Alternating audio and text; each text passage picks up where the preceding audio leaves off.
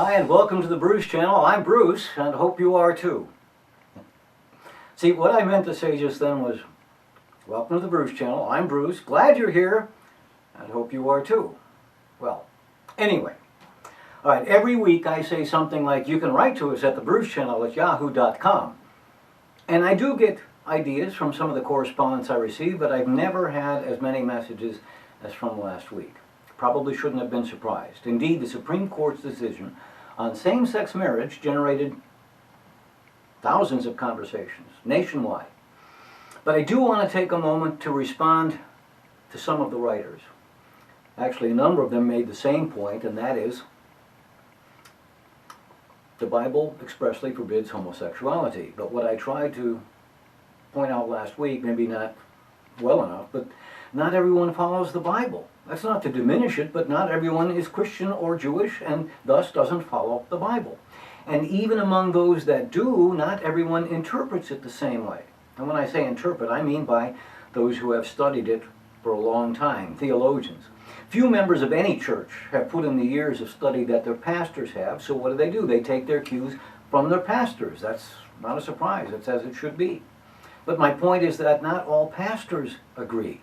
So, because of that, I did believe that the court did well to avoid making a religious decision. It even sounds almost oxymoronic to phrase it that way. The court makes a religious decision. Okay, then a writer, Vicky, said among other things that, but we live in a democracy. The majority of people in this country are Christian. All right, in that sentence, 2 points. The second half of the sentence refers to the point I just made. Even within the Christian community, not all agree. But the first part of that sentence, okay, that we live in a democracy. I know what she meant. We often hear that. It's very common to hear that, but I just like to say, we don't live in a democracy, not at all. We live in a republic, and we should be glad we live in a republic, because a republic is ruled by law. Laws designed to protect everybody, even those in the minority. Okay, if you think I'm just, making this up, I'm not. The U.S. Army Training Manual, published by the War Department, a while back in 1928, nevertheless says this of democracy, and I quote, democracy, a government of the masses, authority derived through mass meeting, or any other form of direct expression, results in mobocracy.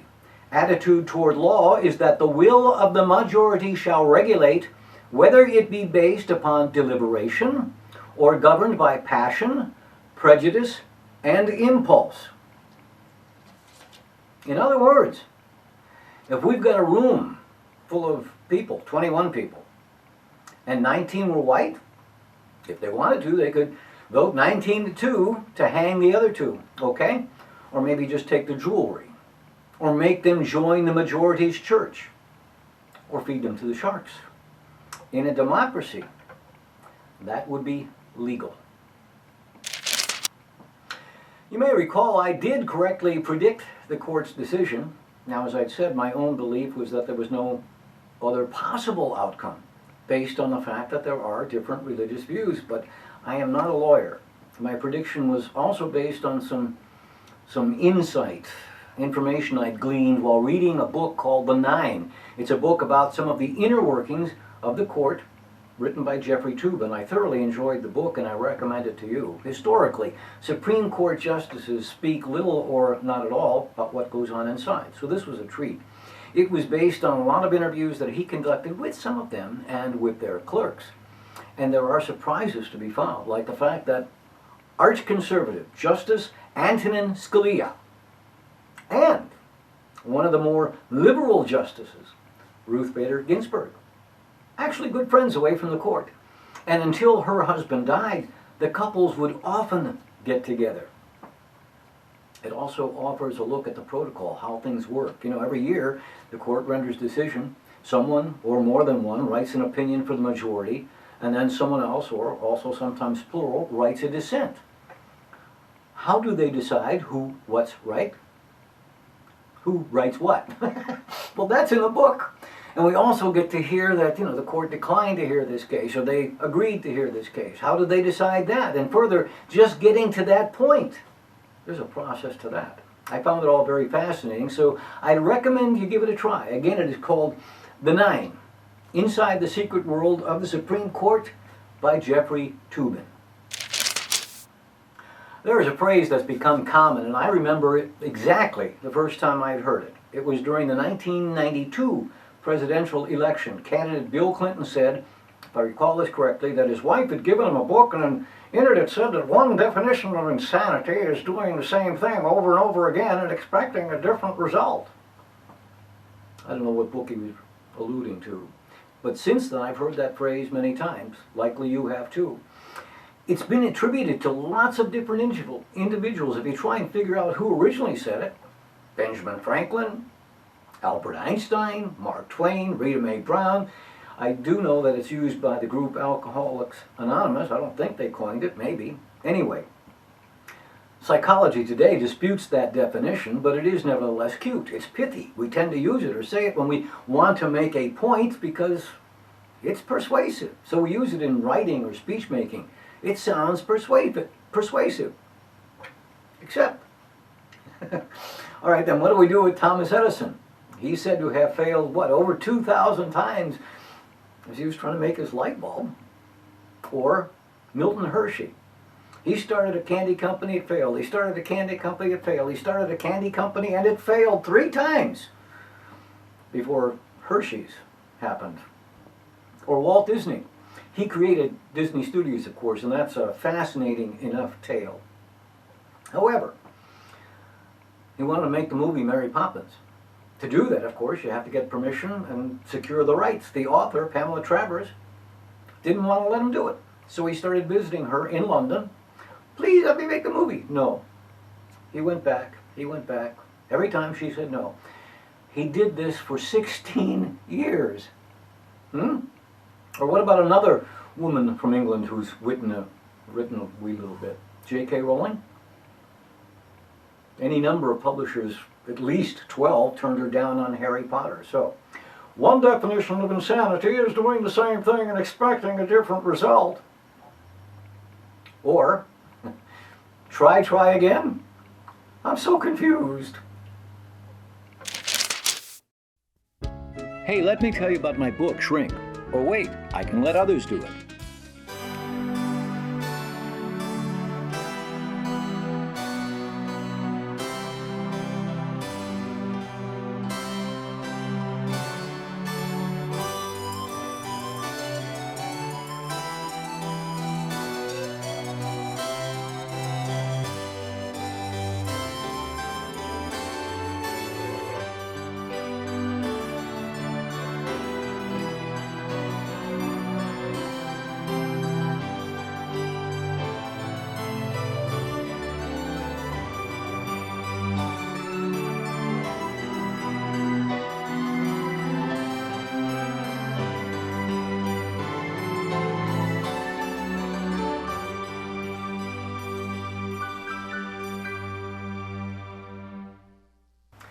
All right, so we're back, and remember, you can find us at tinyurl.com/BruceChannel, where I hope you'll subscribe, and at our Facebook page, The Bruce Channel, which I hope you'll like and share.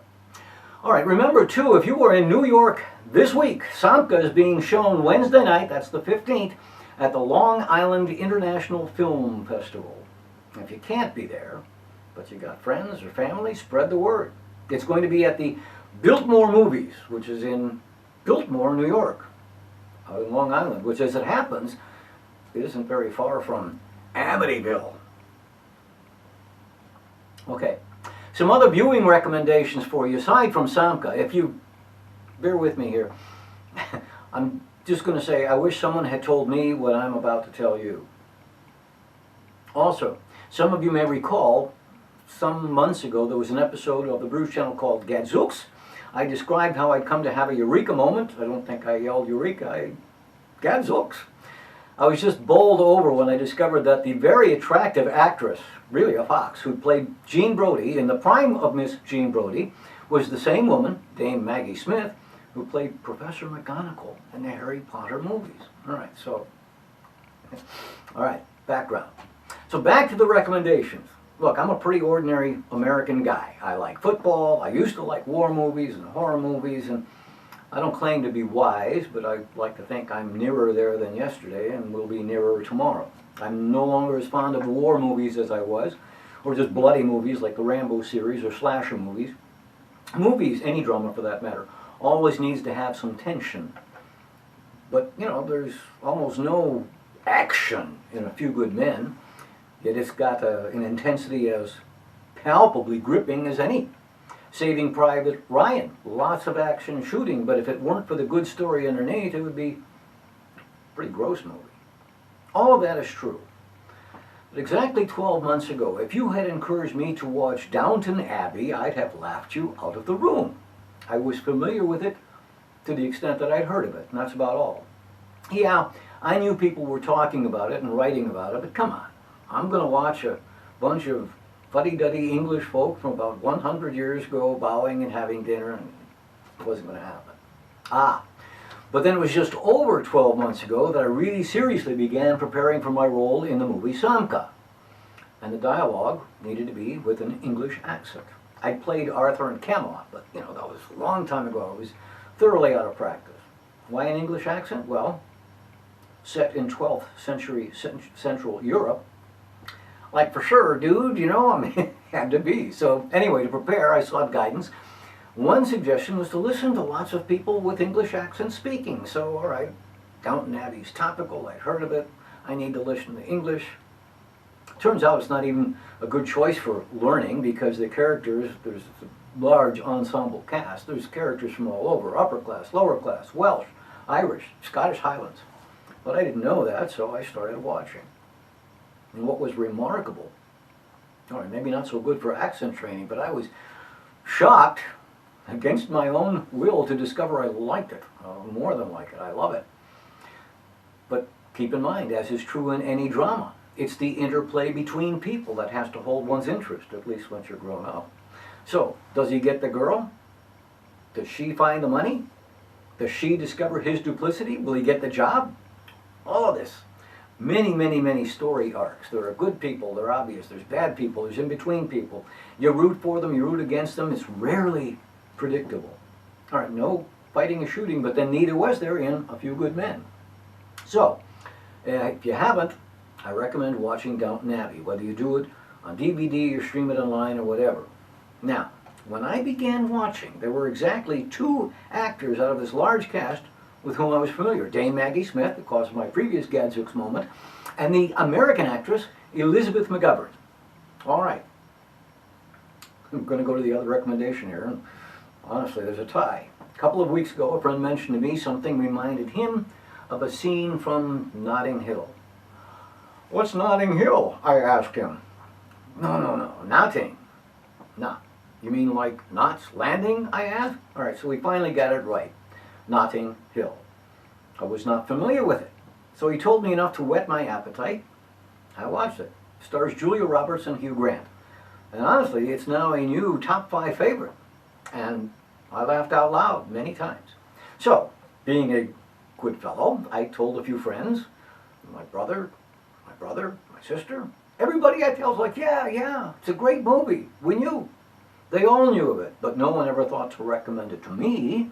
So, if you're like them, fine, you've seen it. But if not, well, here's the recommendation none of them thought to give to me, Notting Hill.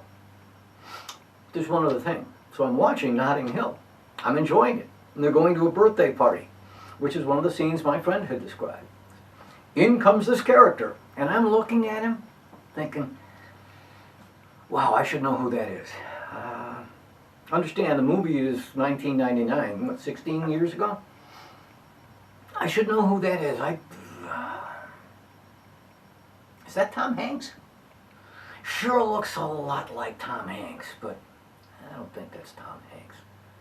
Almost could be, I don't think so. Besides, when did he start to speak British, you know? Not that he couldn't. If I can do it even a little bit, he's such a good actor, he could probably fool the Queen. But I don't think it's Tom Hanks. I'm looking at... Okay, I give up. I paused the movie. I opened the iPad. IMDb, Notting Hill, full cast and crew. Look through the characters. Look for Bernie. Gadzooks! No, it was not Tom Hanks. Instead, it was an actor whom I wouldn't have known of 12 months ago, because I'd never heard of Hugh Bonneville until just over a year ago. Now you see the connection when I began watching Downton Abbey. So yes, Bernie from Notting Hill is in fact Lord Grantham, Robert Crawley. Yeah, okay, I called it a Gadzooks moment, so maybe it's just duh. Anyway, all right, speaking of IMDb, it's a weird feeling. The film In Dubious Battle is in post-production, but its IMDb page is there, full cast and crew.